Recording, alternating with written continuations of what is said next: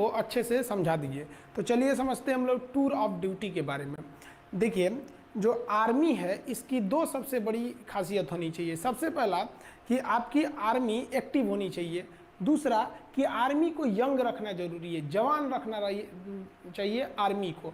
इसलिए आर्मी के जवानों को बहुत ही जल्दी रिटायर कर दिया जाता है और रिटायर के बाद उन्हें पेंशन भी दिए जाते हैं। पेंशन के बोझ को कम करने के लिए टूर ऑफ ड्यूटी को लाया गया। तो समझते हैं हम लोग टूर ऑफ ड्यूटी के बारे में डिटेल से। आप अगर ध्यान से समझेंगे तो आर्मी में जाने के कई रास्ते हैं। इंडिया में अगर देखिएगा तो ये 3 रास्ते हैं। अभी इंडिया में एक दौर है परमानेंट कमीशन। परमानेंट कमीशन उसे कहा जाता है जिसमें आपको पूरी ज़िंदगी आर्मी के साथ पूरी लाइफ गुजारनी होती है। लाइफ कहने का मतलब ये नहीं है कि आपको पूरी ज़िंदगी आर्मी में नहीं रहना है। अगर आप जवान हैं तो आपकी उम्र 38 से 40 साल होगी तो आपको रिटायर कर दिया जाएगा। ऑफिसर हैं तो 54-55 पे रिटायर कर दिया जाता है। कर्नल से ऊपर रैंक के हैं तो 60 साल पे रिटायर किया जाता है। तो ऑन एन एवरेज ये परमानेंट में आते हैं। इसके अलावा एक शॉर्ट सर्विस कमीशन होता है। इसमें आपको 10 से 15 साल ड्यूटी करनी होती है। जब तक ड्यूटी करिएगा तब तक आपको सैलरी वगैरह सब कुछ मिलते रहेंगे। 15 साल बाद रिटायर कर दिया जाता है। अब रिटायरमेंट के बाद इन लोगों को पेंशन भी दिया जाता है। अब आर्मी जो नया प्लान कर रही है वो टूर ऑफ ड्यूटी ये 3 साल के लिए होगा। अभी इस पर कोई ऑफिशियल बात नहीं हुई है कि इसका स्ट्रक्चर कैसा रहेगा, लेकिन हमारे जो CDS हैं, chief of defence staff Bipin Rawat, उन्होंने इस ओर इशारा किया था कि टूर ऑफ ड्यूटी का प्लान चल रहा है। तो ये 3 साल के लिए आर्मी में आना होगा। अभी हम इस पर डिटेल से चर्चा करेंगे। अब हमारे देश में कुछ और भी समझिए। हमारे देश में कुछ टेरिटोरियल आर्मी है। टेरिटोरियल आर्मी उसे बोला जाता है जिन्हें हम ट्रेनिंग देते हैं और ट्रेनिंग देने के बाद उन्हें छोड़ देते हैं, भैया आपको जो काम करना है करिए। और जब युद्ध होगा ना तो हम उन्हें बैकअप के लिए बुला लेते हैं। ऐसे टेरिटोरियल आर्मी ये होते हैं। ये इसलिए किया जाता है ताकि लोगों का सेना से जुड़ाव बना रहे। हमारे महेंद्र सिंह धोनी भी टेरिटोरियल आर्मी में लेफ्टिनेंट कर्नल के रैंक पर गए थे। आप अगर देखेंगे महेंद्र सिंह धोनी को तो वो भी टेरिटोरियल आर्मी में अपनी सेवा दिए हुए हैं। इनका रैंक देखेंगे तो ये लेफ्टिनेंट कर्नल के रैंक पे ये गए थे महेंद्र सिंह धोनी। तो ये टेरिटोरियल आर्मी में है। तो ये तो पहले से चल रहा है टेरिटोरियल आर्मी हमारा। तो अब यहाँ देखिए, तो आर्मी पहले से टेरिटोरियल कर रही है। दूसरा, इनवर्स इंडक्शन करना चाह रही है आर्मी। इनवर्स इंडक्शन के तहत क्या करना चाह रही है कि जो CRPF या फिर पैरामिलिट्री में है, जो ड्यूटी कर रहा है, मान लीजिए कोई BSF में है, कोई CRPF में है, कोई PSC में है, कोई बिहार मिलिट्री पुलिस BMP में है, इस तरह से है, या पुलिस के जवान हैं, तो उनमें से आर्मी का क्या कहना है कि भैया जो उनमें से तेज तर्रार जवान है ना, उनको हम क्या करते हैं, सेना में लेते आते हैं। कहते हैं कि भैया एक काम करो, तुम चलो 5 साल के लिए तुम सेना में चलो। 5 साल तुमको सेना में ड्यूटी कराते हैं। ऐसा नहीं कि डायरेक्ट ले आ देंगे, उन्हें भी ट्रेनिंग दिया जाएगा, पूरा फौजी बनाया जाएगा और फिर सेना में लाएंगे। 5 साल बाद उन्हें कह दिया जाएगा भैया आप जहाँ थे, जैसे पुलिस में थे तो पुलिस में चले जाइए और हमसे पेंशन मत मांगिए, क्योंकि हम आपको 5 साल के लिए ना बुलाए हैं, हम तो आपको और बेहतर कर दिए हैं और बेहतर करके लौटा रहे हैं। आप जिस डिपार्टमेंट में थे वहाँ और जाके एकदम अच्छे से ड्यूटी कीजिएगा। तो ये भी एक तरह का अच्छा है। अब उनको तो पेंशन वो गवर्नमेंट देगी जिधर से वो आए हैं, पैरामिलिट्री में से। आर्मी ने अपने सेना में 5 साल ड्यूटी भी करा लिया और वापस भी कर दिया, आर्मी का पेंशन भी बच गया। तो वो इन्वर्स इंडक्शन पे भी विचार कर रही है। इसी के तहत NCC को भी बैकअप में तैयार करके रखा जाता है कि अगर बहुत ज़्यादा हम लोग कैजुअलिटी हो गई लड़ाई के समय, तो एक बैकअप के लिए हम NCC को भी रख सकते हैं। मैंडेटरी सर्विस हमारे देश में नहीं है। इजराइल में है क्या कि इजराइल में आपको लगभग 2.5 साल सेना में जाना ही जाना है। हम ये नहीं कर सकते मैंडेटरी सर्विस, क्योंकि एक जवान को ट्रेनिंग करने में काफ़ी खर्च आते हैं और हमारे पास इतने पैसे नहीं है कि इतने बड़ी जनसंख्या को हम मैंडेटरी सर्विस या मैंडेटरी आर्मी सर्विस के लिए ट्रेनिंग दे सके। तो ये तो हमारे देश में पॉसिबल ही नहीं है कि हम पूरे देश की जनता को अनिवार्य रूप से सेना की ट्रेनिंग दे सके। इन्वर्स इंडक्शन क्या है समझा दिए। टेरिटोरियल आर्मी केवल सेना का मनोबल बढ़ाने के लिए इसमें VIP लोग को शामिल कर दिया जाता है। अब मेन जो है वो हमारी बात चल रही है किस पर, टूर ऑफ आर्मी पर, टूर ऑफ ड्यूटी पर। इसके तहत केवल 3 साल के लिए लाया जाएगा। अब आप कहिएगा कि सर 3 साल में फ़ायदा क्या हो। देखिए, मान लीजिए अगर इस साल 1000 लोगों को भर्ती किए, फिर अगले साल 1000 लोग, फिर अगले साल 1000 लोग, 3 साल में हमारे पास कितने हो गए, 3000। अब अगले साल तो जो पहले आए थे वो तो रिटायर होंगे, फिर 3000 आ जाएंगे।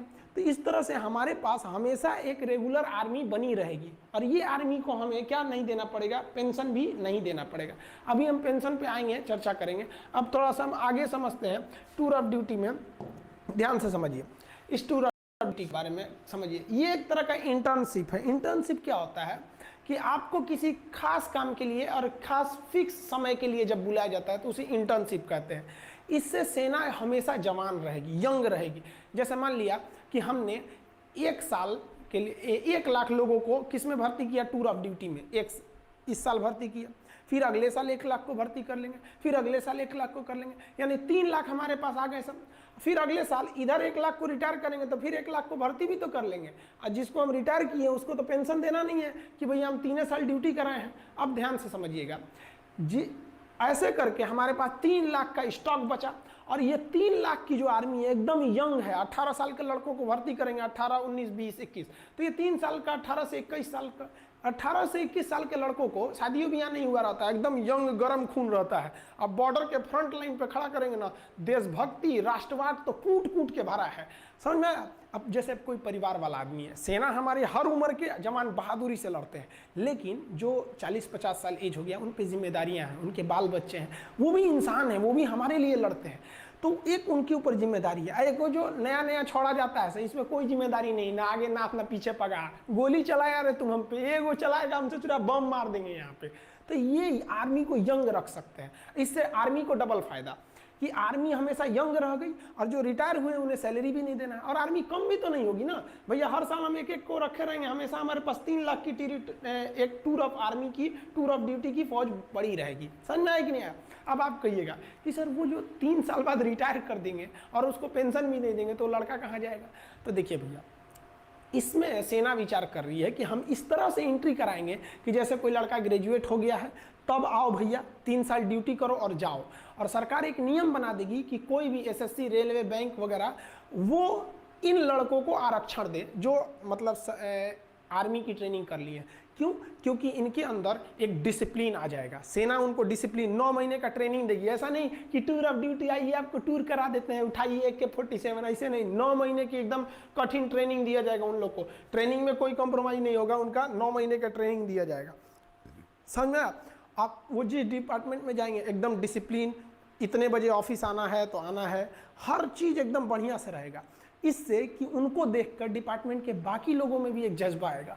और आप खुद देखिए ना, हम लोग, आप हो या हम हो, जब भी कहीं जाते हैं तो बगल में कोई फौजी रहता है तो अपने अंदर से एक आत्मसम्मान का दिल, वो आदमी हाथ उठाकर सैल्यूट नहीं करता है, लेकिन अपने दिल से पूछेगा आदमी, उन्हें दिल से सैल्यूट करता है कि इनके बदौलत हम लोग अपने घरों में सुरक्षित हैं। तो जहां वो ड्यूटी करने जाएंगे वहां भी लोगों का सेना के प्रति इज्जत बढ़ेगा, और वो भी लोग चाहेंगे कि हम भी अपने नेक्स्ट जनरेशन को सेना में भेज सकें। तो एक आर्मी है, एक काफ़ी अच्छा बैलेंस बना के कर रही है। आखिर आर्मी को ऐसी ज़रूरत क्यों पड़ी? अब आप कहिएगा, यहाँ एक नेगेटिव पॉइंट ये आता है कि अगर हम 3 साल ड्यूटी करा के निकाल देते हैं तो जितने भी आएंगे, हमारी सेना यंग तो रहेगी लेकिन एक्सपीरियंस नहीं हो पाएगा। देखिए, जवान रहना भी ज़रूरी है, एक्सपीरियंस का भी रहना ज़रूरी है। कहीं कहीं जोश और जुनून काम नहीं आता है, एक्सपीरियंस काम आता है। तो इसीलिए आर्मी विचार कर रही है कि हम अपनी आर्मी में 40%, 30 से 40% फौज को टूर ऑफ ड्यूटी के तहत रखेंगे ताकि ये लोग जवान रहें, और बाकी 60% फौज हम फुल परमानेंट सर्विस वाले रखेंगे ताकि इनके पास एक्सपीरियंस रहे। तो आर्मी हर तरह के मैटर पर विचार कर रही है। याद रखिएगा, अभी ये विचार हो रहा है, कंफर्म अभी नहीं हुआ। देखिए अब ध्यान से, ये एक तरह का इंटर्नशिप उसे कहते हैं जो एक फिक्स टाइम के लिए आपको बुलाया जाता है। इसमें वर्दी भी मिलेगी खूब बढ़िया, भाई सेना की वर्दी मिलना बहुत बड़ी बात होती है। आपका बढ़िया बढ़िया ब्रांड, जो हज़ारों रुपए के आप जो ब्रांड पहनते हैं ना, उस ब्रांड की कोई कीमत नहीं है अगर आपके बगल में कोई बंदा वर्दी पहन के इंडियन आर्मी का उस पर लोगो बना हो, पहन के खड़ा हो जाए तो सारा आपका ब्रांड बर्बाद हो गया उस आर्मी के वर्दी के बाद। तो एक वर्दी भी मिलेगी, रैंक भी मिलेगी, सैलरी भी मिलेगी। क्या नहीं मिलेगा? तो भैया पेंशन नहीं मिलेगी। सारा बवाल तो पेंशन कम करने के लिए हो रहा है, समझ में आया कि नहीं? तो पेंशन नहीं मिलेगा आपको। क्यों पेंशन नहीं मिलेगा? क्योंकि पेंशन देने के लिए कम से कम आपको 17 साल की ड्यूटी करनी रहती है। इसमें तो ओवरऑल 3 साल की ड्यूटी ही है। तो समझ में आ रहा है कि नहीं आ रहा है? जो टूर ऑफ ड्यूटी के तहत आएगा वो सेना के एडवेंचर को भी देख लेगा, राष्ट्रवाद भी देख लेगा, डिसिप्लिन भी सीख लेगा, स्वास्थ्य, मेंटेलिटी, हर चीज को सुदृढ़ कर लेगा, और दूसरी नौकरी में उसको छूट भी मिलेगा। तो उसका भी करियर खराब नहीं हुआ, देश की सेना भी जवान रह गई, और देश का जो पेंशन पे खर्च था वो भी बच गया। आर्मी का जनता से जुड़ाव भी हमेशा रेगुलर बना रहेगा 3 साल पे। अब जैसे क्या होता है कि एक आर्मी गया वो 40 साल ड्यूटी पे रहेगा, तो भैया 40 साल तक आप उसके जगह पे दूसरा भर्ती नहीं ना करेंगे, यहाँ तो हर 3 साल पे ड्यूटी पे भर्ती करना है। तो समझ में आ रहा है। अब आप देखिए जरा ध्यान से, इस इंटर्नशिप पे क्या किया जाएगा। शुरुआत में ऐसा नहीं है कि आप कोई सेना में कोई डिसीजन बड़े पैमाने पर ले सकते हैं। तो आर्मी का कहना है कि पहले हम 1000 जवान और 100 ऑफिसर को भर्ती करेंगे। इसमें 1000 जवान को भर्ती करेंगे, 100 ऑफिसर को। इस पे देखेंगे कि इस पे क्या अभी प्रोसीजर है, क्या इसके रिजल्ट आएंगे। हम आपको अभी इसके फायदे समझाते हैं। अब ध्यान से समझिए इसके फायदे क्या क्या होंगे हमारे। देखिए इसके बेनिफिट समझाते हैं। एक रेगुलर जो जवान होता है, हम अभी इसमें ऑफिसर की बातें नहीं कर रहे हैं, हम जवान की बात कर रहे हैं। देखिए ऑफिसर बहुत कम होते हैं। एक कंपनी में लगभग 3 प्लाटून होता है। जैसे 10 जवान का एक सेक्शन होता है और 3 सेक्शन को मिला के एक प्लाटून बनता है, और 3 प्लाटून को मिला देंगे तो एक कंपनी बनती है। और एक कंपनी को कमांड करता है एक ऑफिसर, यानी 90 लोगों की फौज पे एक ऑफिसर हो जाता है। 90 से 120, कभी कभी 4 प्लाटून का भी एक कंपनी बनता है। वो फर्दर वीडियो में हम आपको समझाएंगे। Company, platoon, section, battalion, regiment, brigade, division, इस सब में अंतर कभी समझा देंगे उसमें। तो एक रेगुलर जो जवान होता है, उस जवान को पूरा परमानेंट अगर ड्यूटी दीजिएगा तो भर्ती से लेकर उसकी जितनी सैलरी बनती है, अलावेंस बनता है, भत्ते बनते हैं, उसको पेंशन होता है, वो सब मिलाकर अगर जोड़ दीजिएगा तो 11 करोड़ रुपए आते हैं। 11 करोड़। और अगर यही जवान अगर हम टूर ऑफ ड्यूटी के तहत लेते हैं तो 3 साल का है, तो 3 साल में आप उसको कितना अलावेंस दे दीजिएगा, कितना खर्चा कीजिएगा। अब पेंशन का तो बवाले नहीं है, तो टोटल 90 लाख खर्च आएगा। तो हम यहाँ कैलकुलेशन इजी करने के लिए 1 करोड़ लिख दिए, मान के चलिए 1 करोड़ आएगा। तो सोचिए जो रेगुलर जवान है वो 11 करोड़, और जो टूर ऑफ ड्यूटी पे आ रहा है 1 करोड़, यानी एक जवान पर कितना बचेगा हमको, 10 करोड़ बचेगा। दूसरा, ये तो पैसा बच ही गया। दूसरा, ये जो फुल समय ड्यूटी करेगा, जैसे मान लीजिए कि हम ही आर्मी में भर्ती हो जाए तो अभी हम अच्छे से ड्यूटी कर सकते हैं, लेकिन 10 साल बाद क्या बुढ़ा जाएगा आदमी, अच्छे से नहीं ना ड्यूटी हो पाएगी, उतने बेहतरीन ढंग से नहीं हो पाएगा जितना कि यंग आदमी कर सकता है। तो इससे डबल फायदा टूर ऑफ ड्यूटी से। एक जवान के पीछे 10 करोड़ बच गया और सेना पूरी तरह जवान है, एकदम यंग है। समझ में आया कि नहीं? तो ये हो गया इससे फायदा। अब देखिए जरा ध्यान से, स्टार्टिंग हम लोग ट्रायल जो करने जा रहे हैं, शुरुआत में हम लोग 1000 सैनिकों को भर्ती करेंगे। तो देखिए बेनिफिट क्या होगा, हम 1000 सैनिकों को भर्ती करने जा रहे हैं। एक सैनिक पर कितना बेनिफिट है, 10 करोड़ का, तो 1000 पर कितना हो जाएगा, उसमें 10 से गुणा कर दीजिए, 10,000 करोड़। 10,000 करोड़ की बचत आ जाएगी, क्योंकि एक सैनिक पर हमारा बचत हो रहा है 10 करोड़ का, तो 1000 सैनिकों पर बचत कितना हो जाएगा, इसमें 10 से गुणा करेंगे तो 10,000 करोड़ का बचत हो जाएगा हम लोग को। अब इस बचत से 10,000 करोड़ से हम आधुनिक हथियार खरीद सकते हैं, आर्टिलरी खरीद सकते हैं, हेलीकॉप्टर खरीद सकते हैं। आप खुद सोचिए ना, 126 राफेल जहाज़ों की ज़रूरत थी, आ कितना रहा है, केवल 36, यानी 90 जहाज अभी कम आए हैं। अब सोचिए हमारे यहाँ पे तो पैसे, हथियार पे पैसे कम खर्च होते हैं, और अपनी की टेक्नोलॉजी उतनी आगे नहीं है जितना होना चाहिए। सेना के क्षेत्र में हम मतलब सेना में जो हथियार बनाना है तो उसमें हम लोग उतना मतलब संतोषजनक विकास नहीं कर पाए। मिसाइल टेक्नोलॉजी हम लोग की आगे है, लेकिन जो हेलीकॉप्टर एविएशन सेक्टर है उसमें बहुत संतोषजनक विकास नहीं हुआ है। अब आप ऐसे अंदाजा लगाइए, 1 रैंक 1 पेंशन जब आया था तो आपको पता होगा ये क्या है 1 रैंक 1 पेंशन, मतलब क्या है समझिए ध्यान से, कि जिस तरह से लोगों की सैलरी बढ़ती है, जैसे जो दरोगा 2010 में था, या जो 1995 में दरोगा की जो सैलरी थी, क्या 2020 में वही सैलरी है? नहीं ना, सैलरी बढ़ रही है। तो 1 रैंक 1 पेंशन में क्या कहना है कि भैया जब सैलरी बढ़ रही है ना तो पेंशन भी बढ़ाइए। यानी जो आदमी, जो सिपाही 2020 में रिटायर हो रहा है, उसका पेंशन जितना है उतना ही पेंशन उस सिपाही का भी होना चाहिए जो 2002 में रिटायर हो गया और अभी तक जिंदा है, मतलब मान लीजिए जीवित है। अब आर्मी को तो बहुत यंग एज में ना रिटायर कर दिया जाता है, तो मतलब कहना है कि पेंशन एकदम सेम होना चाहिए। तो इससे पेंशन पे बोझ इतना बढ़ गया है कि आर्मी ना अपने कुल बजट का लगभग 60%, बबुआ 60% लगभग केवल सैलरी और पेंशन में खर्चा हो जाता है। यानी जो आर्मी को पैसे मिलते हैं उस पैसे का 60% सैलरी या पेंशन में खत्म हो जाता है। बाकी में आपका डीजल का खर्चा है, ये वगैरह वगैरह खर्चे हैं, तो बहुत कम खर्च हो पाते हैं हम लोग का। अब ऐसे समझिए ध्यान से हमारी आर्मी को टोटल 2.5 लाख करोड़ रुपए मिलते हैं साल में, कि भैया इस 2.5 लाख करोड़ में आपको जो करना है करिए। अब 2020 का हम आपको बताते हैं, जो 2.5 लाख करोड़ मिले थे हम लोग को, उसका हिसाब देखिए ध्यान से यहाँ पे कैसे है 2.5 लाख करोड़ का 2020 में। उस 2.5 लाख करोड़ में से 1 लाख 33,000 करोड़ हम लोग पेंशन देने में खर्च कर दिए, यानी लगभग आधा खर्च कर दिए पेंशन देने में, 1 रैंक 1 पेंशन का पेंशन पे। और हथियार कितने का खरीदे? 1,20,000 करोड़। आप अगर इसको जोड़िएगा तो लगभग 2.5 लाख करोड़ आ जाता है। तो ये हमारा 2.5 लाख करोड़ का हिसाब है, आधा निकल गया पेंशन सैलरी देने में, अब बाकी बचा। अब खुद सोचिए ना, पेंशन वगैरह का जो हमारा खर्चा है पेंशन का, उससे कम खर्चा है हमारे हथियार का। अब कहीं ना कहीं आपको भी ये अजीब लग रहा होगा सुन के कि भैया हम हथियार पे जितना खर्च कर रहे हैं उससे ज़्यादा पेंशन पे खर्च कर रहे हैं।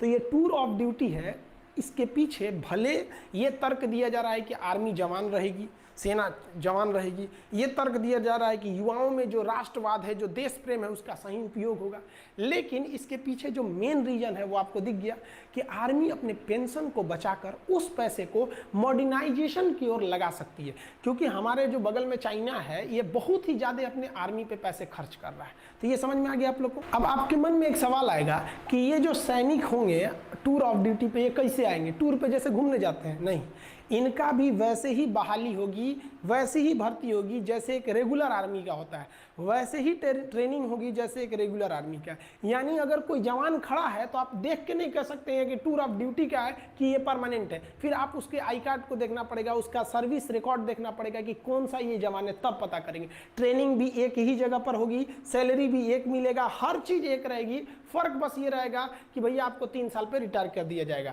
बस, अब और पेंशन नहीं दिया जाएगा। भर्ती सेम होती है। आप आर्मी की भर्ती देखे होंगे, हमारे देश के जितने युवा जवान होते हैं दौड़ लगाते हैं वो लोग 4 मिनट में 1600 मीटर दौड़ लगा के वो दौड़ लगाते हैं। फिर जो प्रोसीजर होती है उनका, वो उस प्रोसीजर के बाद वो लोग सेलेक्ट होते हैं, और सेलेक्ट होने के बाद तब वो कहाँ जाते हैं? आर्मी में जाते हैं। सबका पैरामीटर सेम रहेगा। आर्मी में अगर वो चले जाते हैं तो आप नहीं कह सकते हैं कि इनमें से कौन सा जवान टूर ऑफ ड्यूटी का है और कौन सा जवान हमारा मतलब परमानेंट है। तो सब का सब क्या रहेगा? एकदम सेम रहेगा।